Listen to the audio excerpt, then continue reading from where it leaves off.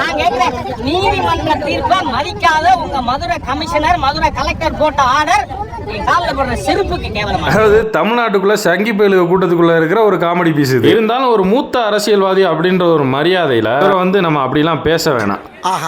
இன்னைக்கு முதலாளிக்கு எவ்வளவு தாராளம் அப்படி சொல்லணும்னு எனக்கு ஆசை, ஆனா முடியாது.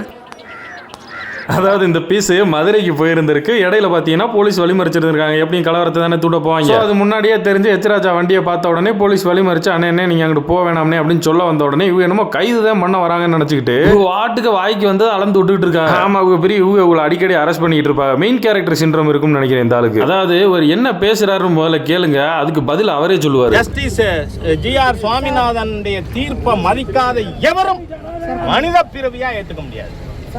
மனித பிறவியா ஏத்துக்க முடியாது உங்களை. ஏன்னா நீங்க நீதிமன்ற தீர்ப்பை அவமதிச்சு ராஜாவை கைது பண்ணுங்க. நீதிமன்ற தீர்ப்பை மதிக்காம ஹெச் ராஜாவை அரெஸ்ட் பண்ணீங்க. அதாவது தமிழ்நாடு அரசாங்கம், டிஎஸ்பி, ஐஏஎஸ் யாருமே வந்து ஹைகோர்ட்டோட உத்தரவை மதிக்கல. அதுதான் அண்ணனோட கருத்து.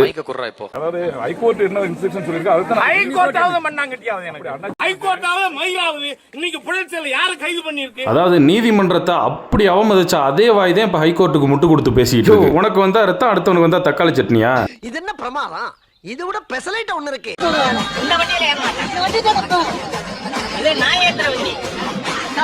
இந்த வண்டியில நாங்க இது நான் ஏத்துற வண்டி. இது நான் ஏத்துற வண்டி.